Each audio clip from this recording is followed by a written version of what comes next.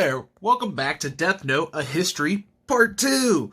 I even got visual aids this time. I wanted to bring my copy to show how worn and yellow and crazy old it is. You can't really see it in this light. And then, our second series here, Bakuman.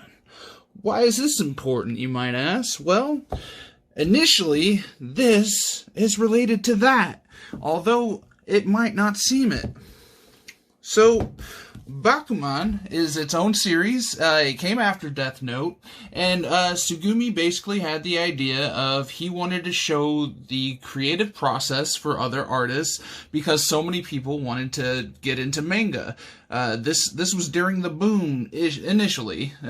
This was before 2010s, which, if you ask me, that's when it exploded. Everybody says 2011. That was the year of the anime. So this started, I think, in 2008 was the first chapter, and essentially there are some differences, but there are also some huge references to his and Obata's career, especially when making Death Note. So in this, the two characters, they work side by side, tirelessly and so hard for serialization. Now, the part of that that's true is Tsugumi often worked for serialization, but I mean, he was an author, he could write the good stories, his editor was fully behind him, and eventually he would need to come up with an artist to work with him.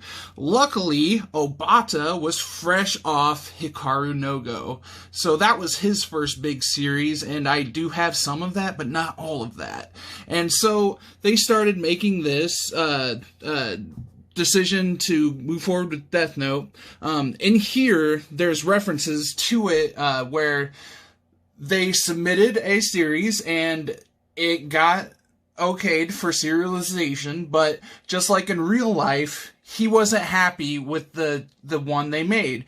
So, back to Death Note 13, the plot device he didn't like, the setting he didn't like, he just did not see a way to keep Death Note going under that guise. So, he remade it, and we got what we have today. And they do the same thing in Bakuman. That's the first thing they get serialized. I believe it was a detective story. It's been a while since I've seen it. Unfortunately, the anime had licensing issues, and we're never going to get all 3 seasons over here in North America.